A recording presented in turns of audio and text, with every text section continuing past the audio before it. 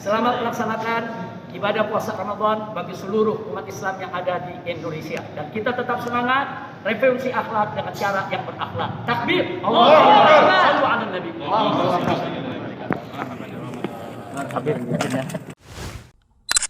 Bismillahirrahmanirrahim. Assalamualaikum warahmatullahi wabarakatuh. Pengacara Habib Rizik Syihab, Munarman, kemarin kan ditangkap nih oleh pihak kepolisian. Nah, Munarman kan dibawa tuh dari rumahnya di Pamulang, Tangerang ke rutan narkoba. Saat turun dari mobil, Munarman tampak seperti biasalah menggunakan borgol. Tapi mata Munarman itu ditutupi oleh kain hitam. Hal ini langsung ditanggapi dan dikomentari oleh Komisioner Komnas HAM Khairul Anam. Dia menyebut bahwa tindakan yang kepolisian lakukan kepada Munarman adalah tindakan yang berlebihan dan sebenarnya tidak perlu untuk dilakukan. Khairul enggan menerka-nerka alasan yang digunakan oleh pihak kepolisian untuk menutup mata Munarman. Akan tetapi kan ya, kita sebagai rakyat jelata itu lihat yang ditutup-tutup mata itu biasanya ya kalau bukan penjahat kelas kakap banget, teroris, ya orang-orang yang akan dihukum mati gitu. Biasanya ditutup tuh mata. Nah, ini Munarman statusnya masih diduga terlibat. Jadi barang buktinya belum sampai ke penetapan beliau sebagai tersangka. Kalau masih belum naik nih statusnya, masih terduga. Tapi perlakuannya sudah seakan-akan seperti seorang penjahat kelas kakap. Allahumma sholli ala sayyidina Muhammad wa ala ali sayyidina Muhammad. Ya Allah, berikanlah keselamatan kepada orang-orang soleh di negeri ini. Kemarin, selain penangkapan Munarman, juga dilakukan penggeledahan di bekas markas FPI yang berada di Petamburan, Jakarta Barat. Dan tim Densus 88 anti teror diketahui berhasil menemukan sejumlah barang bukti, yaitu ada sejumlah buku, atribut FPI, sampai beberapa kaleng yang berisikan serbuk putih dan cairan triaceton tripoksid (TATP). Hal ini diungkapkan oleh Kabag Penum Divisi Humas Polri Kombes Ahmad Ramadan kepada wartawan di Polda Metro Jaya Selasa 27 April 2021. Jadi kedua barang bukti ini cocok dengan bahan-bahan bom yang ditemukan oleh polisi di rumah teroris Condet dan Bekasi beberapa waktu yang lalu. Dan bahan-bahan ini adalah bahan-bahan peledak yang sangat luar biasa, yang bisa juga disebut sebagai Mother of Satan, ibunya setan. Masya Allah ya, sampai setan pun sekarang punya ibu. Tapi ya begitu, yang polisi katakan sebagai bom dibantah oleh Aji Sianwar dengan mengatakan bahwasanya serbuk putih dan juga cairan yang disebut oleh polisi ini sebagai alat pemusnah massal sebenarnya adalah alat pembersih masjid setempat. Ini polisi bilangnya gahar banget, Mother of Satan, bom berkekuatan khusus. Dibantah sama FPI-nya, sama Bapak Aji Sianwar, disebut kalau ini alat pembersih masjid, bom bagi kotoran-kotoran.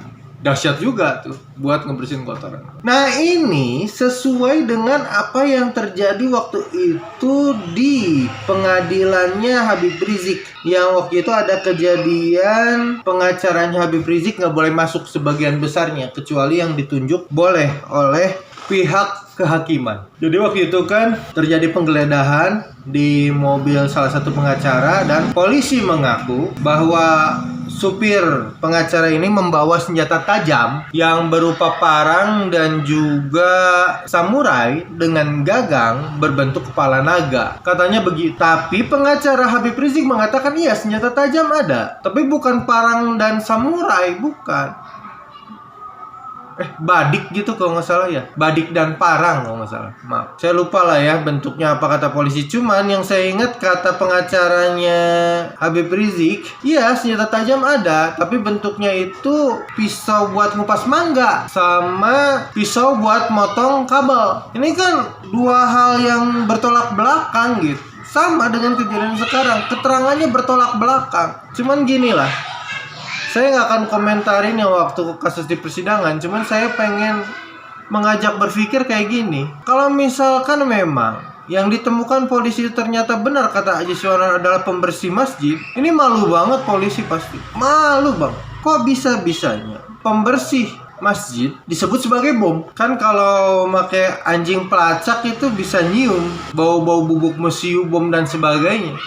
Dan tidak mungkin polisi-polisi tersebut akhirnya kesasar gitu. Tidak bisa membedakan antara cairan pembersih masjid dengan alat peledak massal. Cuman kalau memang benar itu adalah bom, alat pemusnah massal yang kerap digunakan oleh para teroris, ini sebenarnya nggak masuk akal. Kok bisa benda sepenting itu? Kalau misalkan katakanlah ya, FPI teroris, nggak mungkin nyimpen barang bukti sepenting itu di bekas markasnya yang dikelilingi oleh pemukiman warga yang ramai dan kerap dijadikan tempat polisi melakukan penggeledahan dan operasi-operasi. Kalau beneran teroris nggak akan disimpan di situ.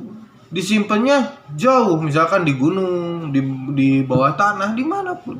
Nah, selain daripada cairan dan serbuk yang diduga merupakan sebuah bom tersebut, kan polisi juga mengamankan buku-buku dan juga atribut FPI yang ada di kantor tersebut. Kalau atribut FPI ya wajar lah ya, bekas markas FPI, otomatis atributnya masih ada di situ. Walaupun ada kan sekarang udah tidak mungkin lagi untuk digunakan, ya disimpan saja. Nah itu diamankan.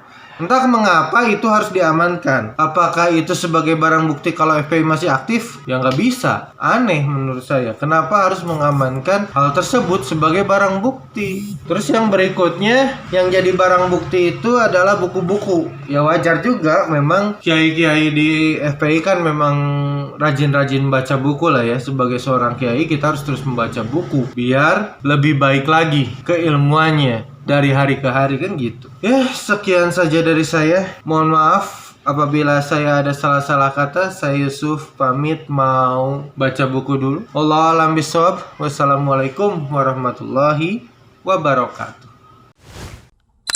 Assalamualaikum warahmatullahi wabarakatuh. Alhamdulillah, salah satu fungsi peranan wakaf adalah menghasilkan generasi-generasi penerus peradaban melalui jalur pendidikan. Hanya dengan 150.000 per meter persegi, sahabat telah berpartisipasi membebaskan tanah untuk pembangunan pesantren tahfidz Al-Quran di lahan wakaf seluas 5.000 meter persegi. Alhamdulillah, Yayasan Syekhul Quran mengajak kepada sahabat sekalian kaum muslimin di awal Ramadan ini, di bulan Ramadan ini, untuk ikut berpartisipasi membebaskan tanah seluas 5.000 meter persegi. Semoga Allah membimbing serta melindungi kita dari golongan orang yang senantiasa menahan hartanya kebaikan. Bagi sahabat kaum muslimin dimanapun ada, bagi yang ingin ikut andil dalam program wakaf ini, silahkan untuk mentransfer ke rekening di bawah ini. Alhamdulillah, jazakallahu khairan. Assalamualaikum warahmatullahi wabarakatuh.